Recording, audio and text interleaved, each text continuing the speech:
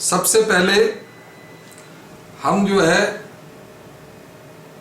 जो पातंजलि योग दर्शन और जिन्होंने चित्त की शुद्धि के लिए व्याकरण, शरीर की शुद्धि के लिए वैदिक शास्त्र चरक संहिता लिखी है, उनको नमन करते हैं।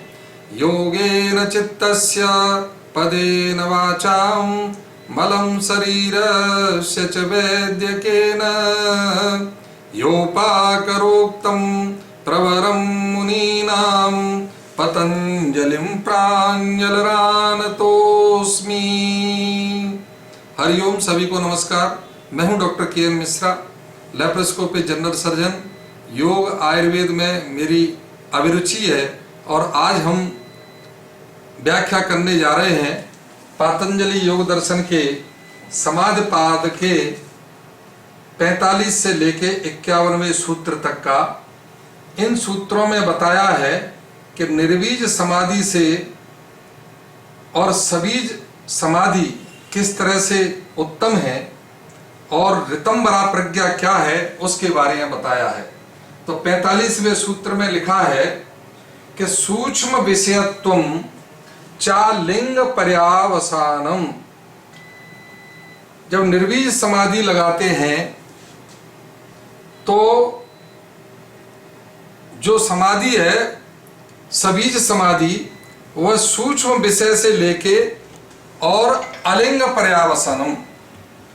सूक्ष्म विषय क्या? जैसे 5 ज्ञानेंद्रिय हैं, 5 कर्मेंद्रिय हैं, 5 सूक्ष्म तन्मात्रा हैं। तो गंध तन्मात्रा है, उसका विषय महाभूत कौन सा होता है? पृथ्वी। शब्द तन्मात्रा है, उसका क्या है? आकाश।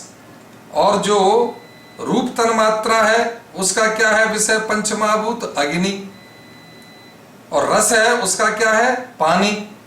तो इस तरह से ये जो सूक्ष्म से सूक्ष्म विषय, और सूक्ष्म से सूक्ष्म विषय क्या रहता है? परमाणु, और उससे भी और सूक्ष्म। तो उन विषयों पर जो ध्यान लगाते हैं, और च इसमें अव्यय है, अलिंग पर्यावासनम। अलिंग माने प्रकृति। जो प्रकृति है वह उसका बड़े से बड़ा, तो बड़े से बड़ा रूप क्या होता है? आकाश पर्यंत। इन सब में जब चित्त का ध्यान लगाते हैं ता एव सबीज समाधि ही। 46वें सूत्र में ता माने वह, जिन विषयों में सूक्ष्म से लेके और प्रकृति पर्यंत, परमाणु से लेके आकाश पर्यंत, इसमें समस्त योनि आ जाएंगी, पूरे वृक्ष आ जाएंगे, और उन सब में जब हम अपना ध्यान लगाते हैं वह क्या है? सबीज समाधि कहलाती है। तो उस सबीज समाधि निर्विचार वैसराद्य अध्यात्म प्रसाद।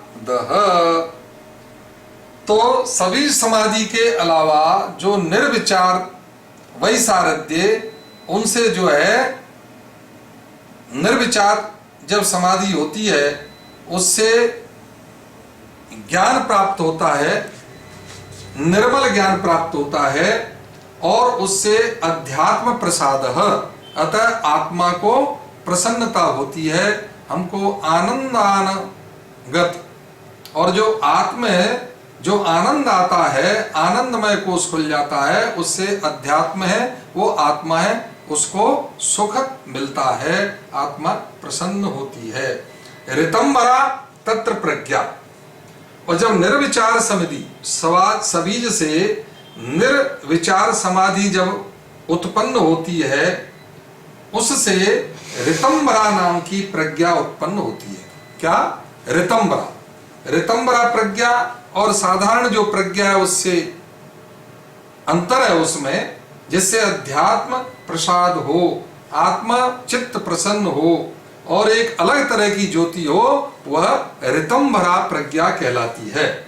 49वें सूत्र में श्रुतानुमान प्रज्ञाभ्याम अन्य विषया विशेष अर्थत्वात्।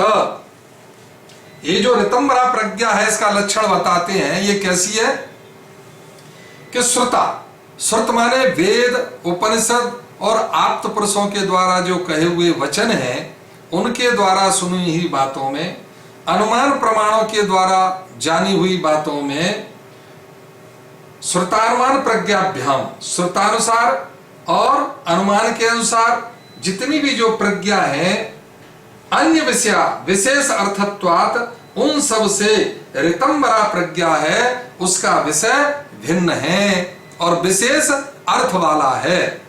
अतः ये अध्यात्म प्रसाद तो करती है, आनंदानुगत आनंद प्राप्त होता है, लेकिन अन्य जो प्रज्ञा है उनसे ये भिन्न है। फिर 50वें सूत्र में कहते हैं तज्जह ततधनजह, तज्जह संस्कारो अन्य संस्कार प्रतिबंधी। और ये जो ऋतंबरा प्रज्ञा जब उत्पन्न हो जाती है शरीर के अंदर, चित्त के अंदर, यह तज्जह संस्कारो अन्य संस्कार प्रतिबंधी, और जब ऋतंबरा प्रज्ञा से जो संस्कार उत्पन्न होते हैं वह अन्य संस्कारों को बांधने वाली है। जो अन्य संस्कार है, अन्य संस्कार कैसे कि स्वर्ग में इस तरह के सुख हैं, नरक में इस तरह के दुख हैं, जो सुनी ही बात वेद उपनिषद तल अतल वितल सुतल में क्या क्या होता है, उन सब विषयों को जो संस्कार आते हैं उनको बांधने वाली है। और जब निर्वीज समाधि सिद्ध होती है जिससे ऋतंबरा प्रज्ञा पैदा होती है, उससे क्या होता है, तस्यापि निरोधे सर्व निरोधान निर्वीजः समाधि। कौन सी समाधि है, एक सवीज समाधि और दूसरी निर्वीजः समाधि, संप्रज्ञात और असंप्रज्ञात। तो जो निर्वीज समाधि है जिसका नाम असंप्रज्ञात समाधि है, वह समाधि सबको निरोध करने पर, क्या, जब हम सभी चीज को निरोध कर लेते हैं और जब हमें कोई भी वस्तु का आभास नहीं होता है, जब चित्त की स्थिति है, ये सब समस्त जितनी भी हमारी इच्छाएं आकांक्षाएं हैं, समस्त इंद्रियां हैं, और उन सबका मन का सबका निरोध कर लेते हैं, सबको बांध लेते हैं केवल, और उसकी अवस्था बिल्कुल शून्य हो जाती है, वह निर्वीजः समाधि है। यह 51वें सूत्र पर यह समाधिपाद का उपसंहार हो रहा है। योग में 4 पाद हैं, पहले में क्या बताया गया पातंजलि योग दर्शन में, यह समाधिपाद, जिसका 51वां है वो अंतिम सूत्र है। इसके बाद जो अगला पाद चलेगा वह समाधिपाद के बाद में साधन पाद, कि समाधि के लिए कौन कौन से साधन को हमें करना है। उसके बाद उन साधनों से जब समाधि सिद्ध होगी तो विभूति पाद, हमें क्या क्या विभूतियां मिलेंगी, प्राप्ति होगी, वह तीसरा पाद है।